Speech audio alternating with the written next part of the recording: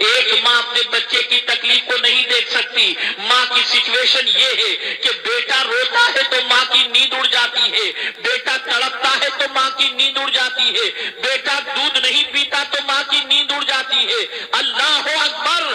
ماں اپنے بچے کو راحت پہنچانے کے لیے ایسے کھانوں سے پرہیز کرتی ہے جس کھانے کے بعد دودھ کے ذریعے بچے کو تکلیف پہنچ جائے. ماں ہے جس کی ممتا کی پوزیشن ایسی ہے کہ بچے کے سر میں درد بھی گوارا نہیں کرتی, بچے کی تکلیف کو گوارا نہیں کرتی. آپ مجھے بتاؤ اے رسول اعظم صلی اللہ علیہ وسلم کے دیوانوں, مجھے ایک ماں کا واقعہ یاد آ رہا ہے. اللہ اکبر. ایک بیٹا جو ماں باپ کا بڑا خیال رکھتا تھا, اچانک اس کا دل کسی لڑکی پر آ گیا اور اس کے بعد ماں باپ کے سامنے اس نے اپنی خواہش کا اظہار کیا.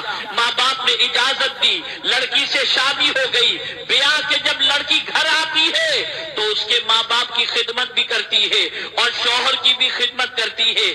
چند دنوں کے گزر جانے کے بعد جب بیوی نے محسوس کیا کہ میرا شوہر میرے غلام کی حیثیت سے بن چکا ہے, جو میں کہتی ہوں وہی کرتا ہے, تو اپنے شوہر سے کہتی ہے میرے سرتاج ذرا مجھے بتاؤ تم مجھے کتنا چاہتے ہو. اس شخص نے جواب میں کہا میں تمہیں اپنی جان سے زیادہ چاہتا ہوں, بے پناہ چاہتا ہوں. تم کہو وہ چیز تمہارے لیے کرنے کو تیار ہوں, بڑے سے بڑی قربانی دینے کو تیار ہوں. اللہ اکبر. بیوی نے جب یہ سوچا تو پہلا جملہ اپنے شوہر سے یہ کہتی ہے اگر واقعی تم سچی محبت کرتے ہو تو گھر علیحدہ لے لو تاکہ ہم دونوں آرام کی زندگی گزار سکیں. میں یہ نہیں کہتی کہ تم اپنے ماں باپ کی خدمت نہ کرنا, جو کماؤ گے اس میں سے ماں باپ کو بھی پیش کرتے رہنا, ان کی دیکھ بھال بھی کرتے رہنا. اللہ اکبر. شوہر کے ذہن میں بیوی کی محبت کا غلبہ تھا, اس نے بیوی کی بات مان لی, ماں باپ کے سامنے اپنی آرزو کو پیش کیا اور کرنے کے بعد علیحدگی اختیار کر لی. روزانہ صبح ماں سے ملنے آتا, باپ سے ملنے آتا. دن گزرتے گئے, بچے بڑے ہونے شروع ہو گئے تو اب کیفیت یہ ہے کہ کبھی ہفتے میں آ جاتا, کبھی کچھ دنوں کے بعد آ جاتا. یہی حال بڑھتا رہا, ڈسٹینس بڑھتا رہا.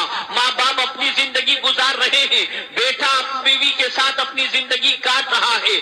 ایک دن ایسا ہوا کہ باہر کی نوکری اسے مل گئی اور پردیش میں ملازمت کے لیے اس کو آفر آئی. وہ اپنی بیوی بچوں کو لے کر کے پردیش چلا گیا, یہاں تک کہ سعودی میں اسے جاب ملا.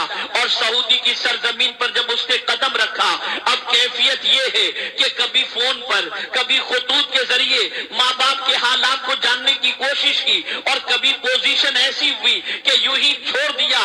اطلاع آئی تو کیا اور نہ آئی تو کیا, کبھی رقم بھیج دیتا, کبھی لاپرواہی کا شکار ہوتا. اب مہینوں گزرتے گئے, سال گزرتے گئے, یہاں تک کہ اب خبر کے سلسلے میں, اطلاعات کے سلسلے میں ماں باپ کے حوالے سے بے خبری کی زندگی ہونے لگی. کچھ عرصے کے بعد باپ کا انتقال ہو جاتا ہے اور ماں کی زندگی تنہائی میں کٹتی نظر آتی ہے. اللہ اکبر. دیکھتے دیکھتے 14 سال کا طویل عرصہ گزر گیا.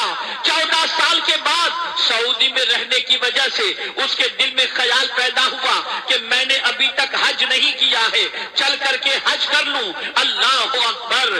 بیوی کو لے کر حج کے لیے روانہ ہوا, لیکن کیفیت یہ ہے کہ جیسے ہی عرفات کے میدان میں پہنچتا ہے, ساری دنیا کی آنکھ میں آنسو موجود ہیں, ہر حاجی رو رہا ہے. عرفات کے میدان میں آنکھوں سے آنسو بہ رہے ہیں, لیکن اس نوجوان کی کیفیت یہ ہے کہ اس کی آنکھ سے ایک بھی آنسو نہیں نکلتا. وہ پریشان ہے کہ میرا دل کیا اتنا سخت ہو گیا کہ عرفات کے میدان میں بھی آنکھ سے آنسو نہیں بہ رہے. اس محفل کے اندر, اس جگہ کے اوپر ایک اللہ کے برگزیدہ بندے موجود تھے. وہ شخص گیا اور جانے کے بعد عرفات کے میدان میں اس بزرگ سے کہتا ہے حضور میں جاننا چاہتا ہوں کہ سب رو رہے ہیں, سب کی آنکھوں میں آنسو ہیں, احساس ندامت ہے, لیکن پتہ نہیں میری آنکھوں میں عرفات کے میدان میں بھی آنسو کیوں نہیں آ رہے. وہ بزرگ تھے, جہاں دیدہ تھے, بصارت کے ساتھ بصیرت بھی رکھتے تھے. ارشاد فرماتے ہیں لگتا ہے تم نے کسی کا دل دکھایا ہے, اس کی وجہ سے تمہاری آنکھ میں آنسو نہیں آ رہے. بس تڑپ گیا. کہا ہاں میں نے ایک کا حق نہیں دو کا حق مارا.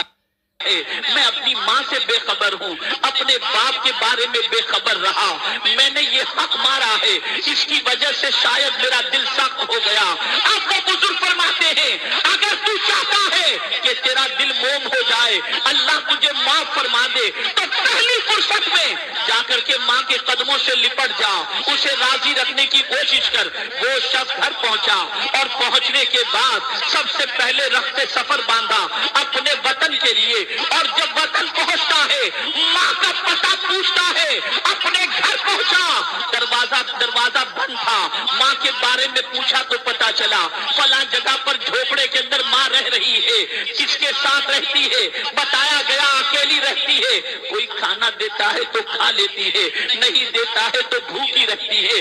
اب تو بچے کی جدائی میں روتے روتے اس کی آنکھوں کی بینائی بھی چلی گئی ہے۔ اللہ اکبر! وہ جب ماں کے گھر پہنچتا ہے، دروازے پر دستک دیتا ہے، آواز لگاتا ہے، ماں سمجھ جاتی ہے کہ بیٹا آیا ہے، لیکن ماں اپنے بچے کو دیکھ تو نہیں پاتی، دروازہ کھول کر کے اپنے بیٹے کے چہرے کی طرف ہاتھ بڑھاتی ہے اور کہتی ہے میرے لگتے جگر، آج میں تجھے دیکھ تو نہیں سکتی لیکن تیری آواز کو سن کر میرے کلیجے کو بڑی ٹھنڈک ملی ہے، اے میرے لگتے جگر تیرا آنا مبارک ہو۔ اب مجھے موت بھی آ جائے تو مجھے غم نہ ہوگا، اس لیے کہ میرے بیٹے میں تیرے فراق کے اندر زندگی کے لمحات بہت مشکل سے کاٹے ہیں، تیری یاد مجھے بہت ستاتی تھی، اور ماں اس طریقے سے اپنے بیٹے کے چہرے پر ہاتھ پھیرتی جاتی ہے اور روتی جاتی ہے، اور اسی عالم کے اندر ماں کی